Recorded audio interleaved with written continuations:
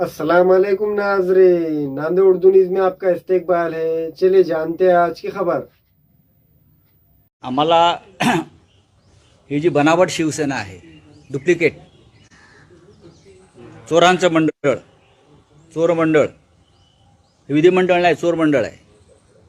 त्याने आम्हाला पदावरून काढलं तरी आम्ही का पक्ष सोडणार आहोत का?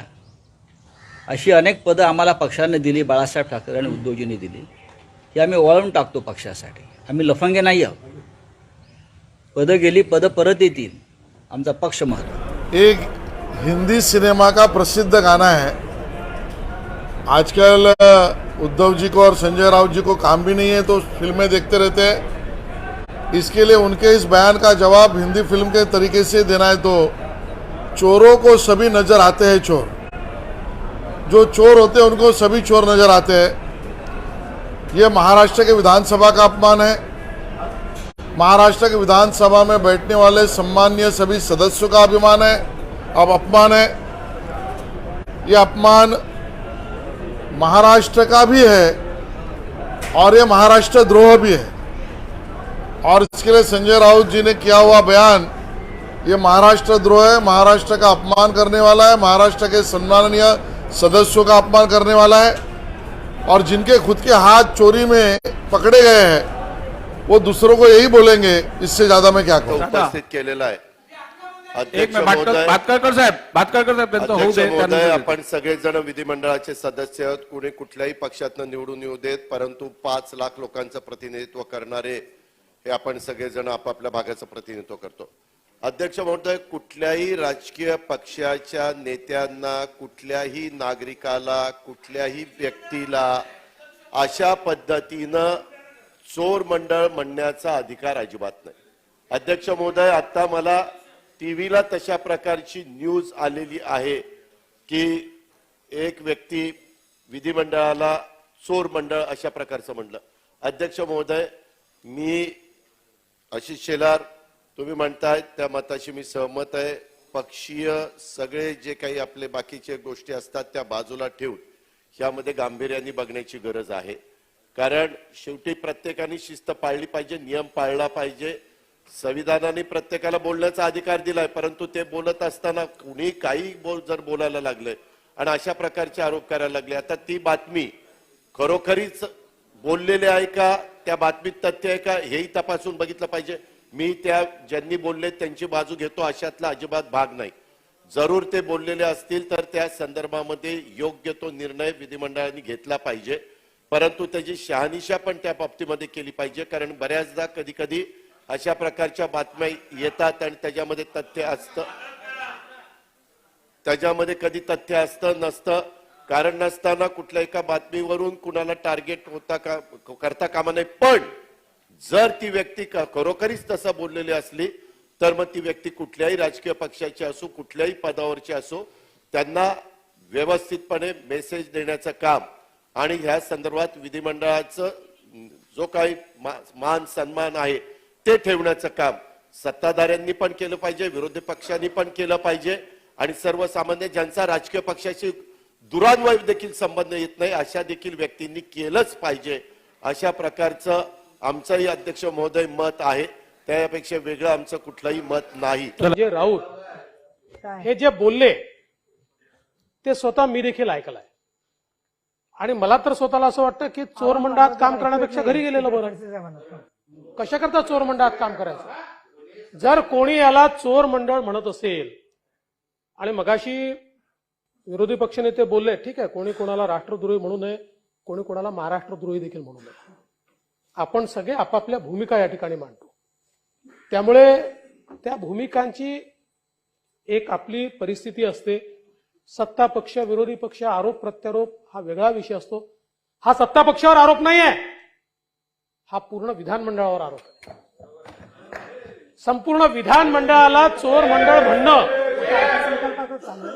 हे सहन करण्यासारखंच नाही. आज आपण हा विचार करा की ज्या विधानमंडळाची परंपरा यशवंतराव चव्हाणांपासून आहे, तेव्हापासूनची परंपरा आहे.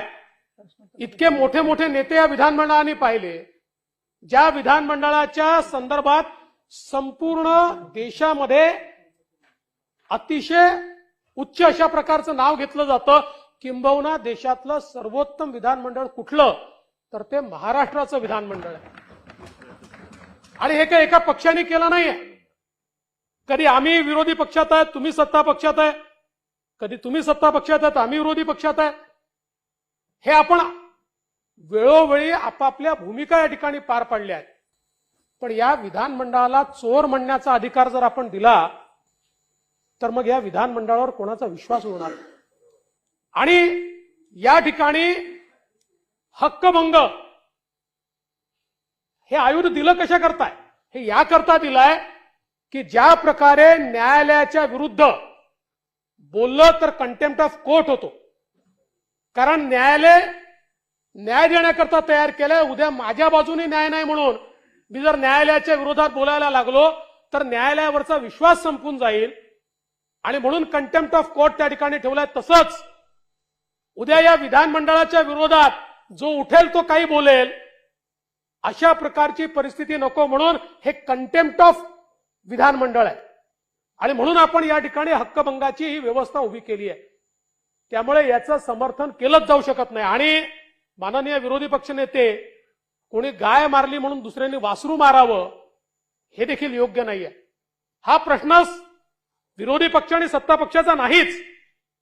विधानमंडळ म्हटल्यानंतर अगदी तुमचे नेते माननीय उद्धवजी ठाकरे देखील याच विधानमंडळाचे या ठिकाणी सदस्य आहेत. तेही चोर मंडळाचे सदस्य ठरतात. आम्ही सगळे चोर मंडळाचे सदस्य ठरतो.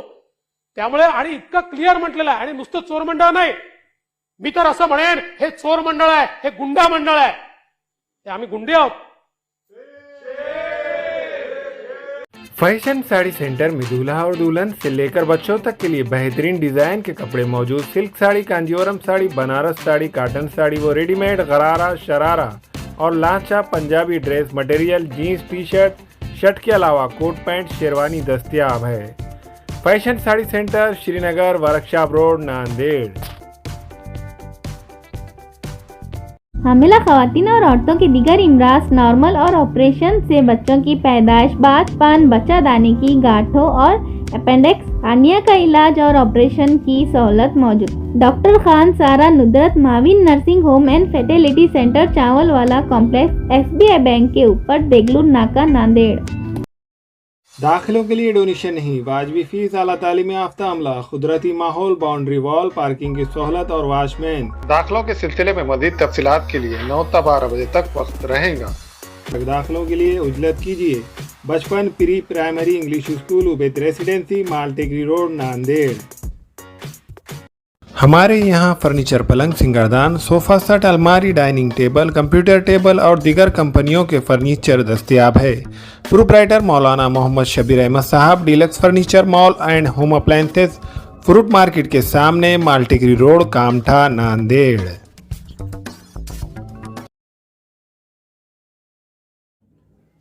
अस्सलाम वालेकुम, मैं अखिल मिर्जा. हमें उम्मीद है कि आपको हमारा चैनल अच्छा लगता होगा. लेटेस्ट न्यूज अपडेट के लिए देखते रहे नांदेड़ उर्दू न्यूज. और न्यूज के पसंद आने पर लाइक, शेयर और सब्सक्राइब करना ना भूलें.